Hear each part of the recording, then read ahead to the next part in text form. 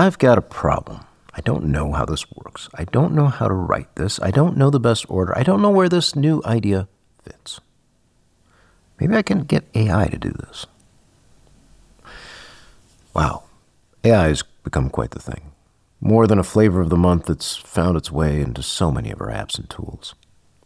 Using a simple Google search now returns with an AI formulation of my query first. There are AI apps that are used to break down tasks and help us get moving forward. There are AI things that help us think through how to build an entire book, among other possibilities. But the more powerful a tool, I find the more caution it requires. So how much caution does AI require?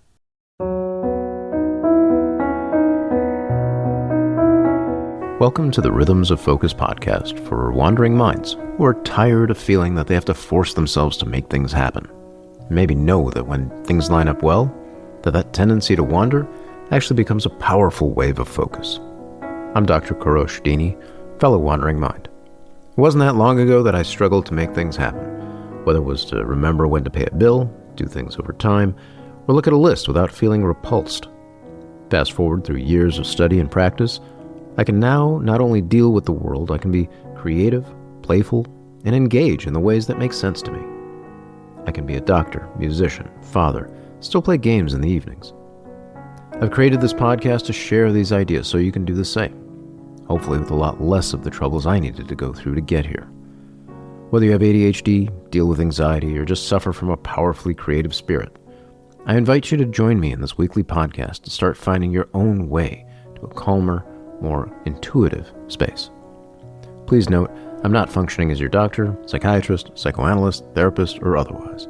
This is here for education, if not entertainment, and I do hope you enjoy it.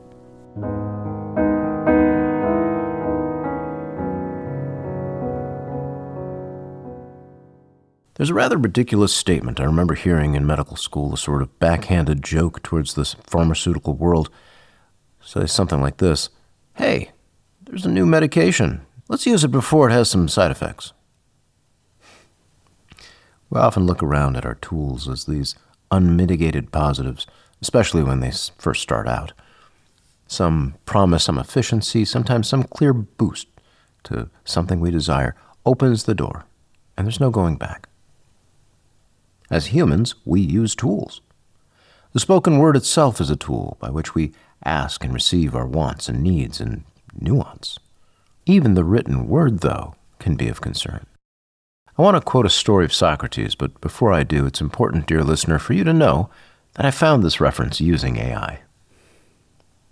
The story goes that an ancient god called Thoth first discovered numbers and calculations, geometry and astronomy, as well as the games of checkers and dice, but above all else, writing. And this god, Thoth, was excited about his inventions and came to the king of Egypt, Thamus, and he would describe the positives and negatives of these inventions. And one day he said, "Oh, king, here's something that, once learned, will make the Egyptians wiser and will improve their memory. I've discovered a potion for memory and for wisdom."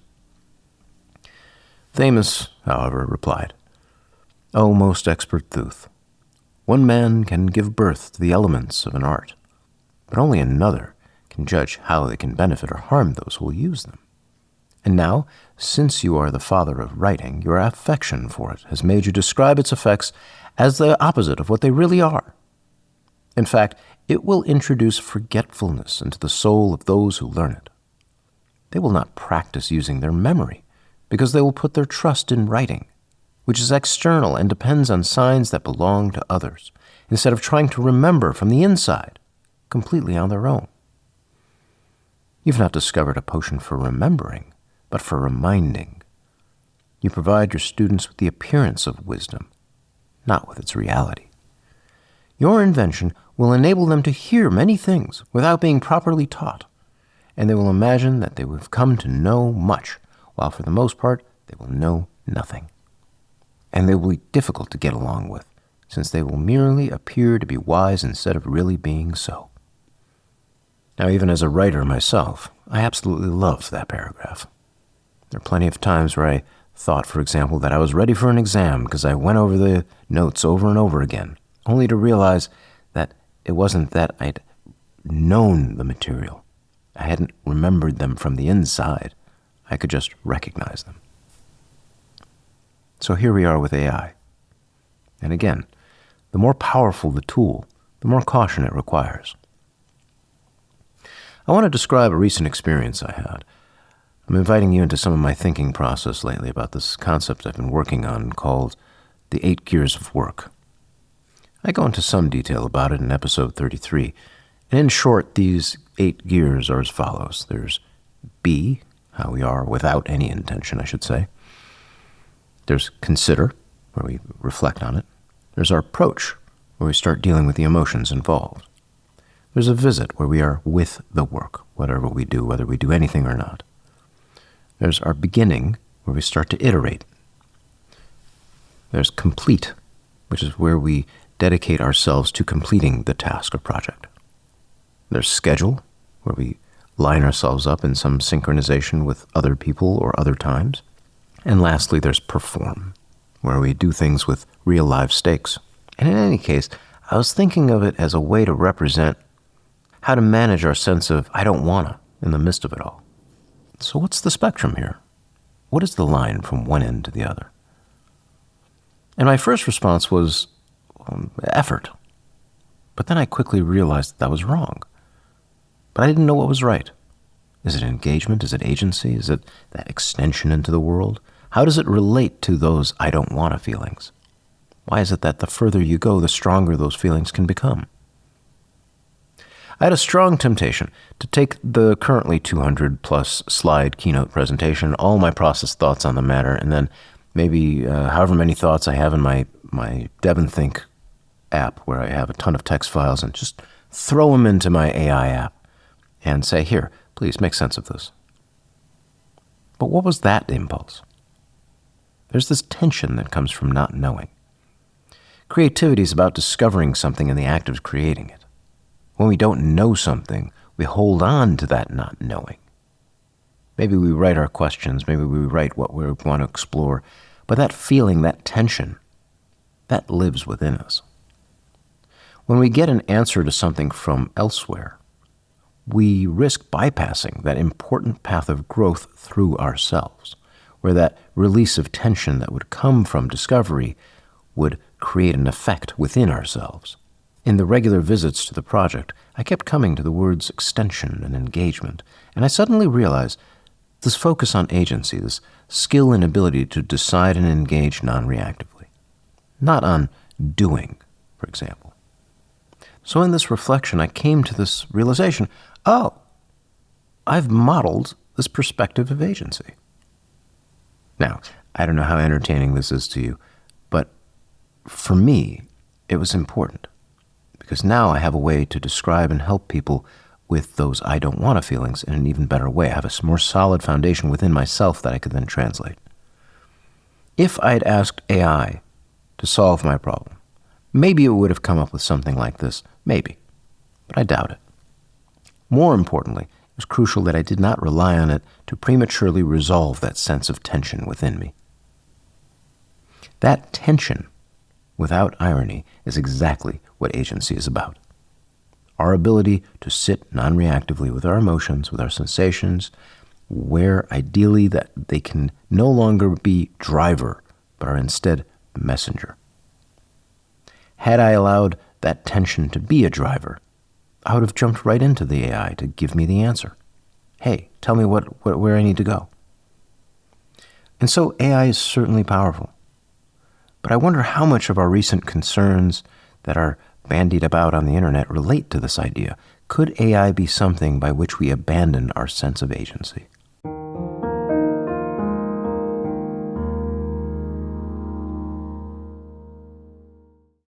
Not exactly sure why, but the following piece of music is called If You Feed a Squirrel. Probably has something to do with how the notes are shaped in my head. I don't know. Reminds me of a squirrel, whatever reason. It's in F minor. I would think a squirrel would be a happier animal, but this one isn't. Maybe it's cold out. Who knows?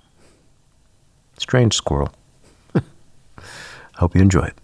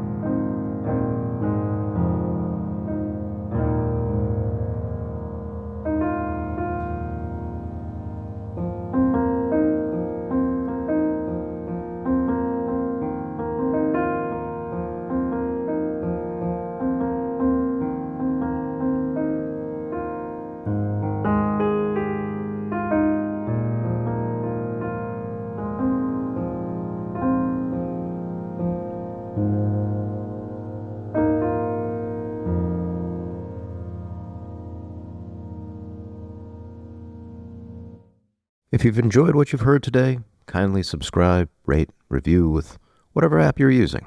If you're on the Apples, press the Apple buttons. If you're on the Spotifys, press the spots. If you're on the YouTubes, press those things, whatever the things. And if you're feeling especially generous, consider leaving a review.